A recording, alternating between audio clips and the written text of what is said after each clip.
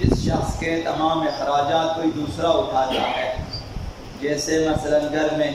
بیوی کے تمام اخراجات شوہر اٹھاتا ہے، یا بچوں کے تمام اخراجات مثلا والد اٹھا لیتا ہے،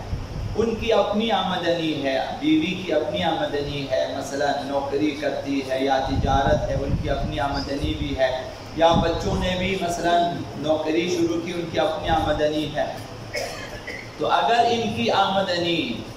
روزمرہ کے اخراجات میں خرچ نہیں ہوتا یا کچھ خرچ ہو جاتا ہے باقی بچ جاتا ہے، تو جو کچھ بھی بچے اس پر خمس واجب ہے۔ اور اگر کچھ بھی خرچ نہیں ہوتا، بیوی نے جو کچھ کمایا وہ اپنے لیے، اولاد نے جو کچھ کمایا اپنے لیے، تمام اخراجات مثلا باپ یا شوہر اٹھاتا ہے، اس صورت میں تمام آمدنی پر خمس واجب ہے۔ جو کچھ بھی وہ کمائیں، مثلا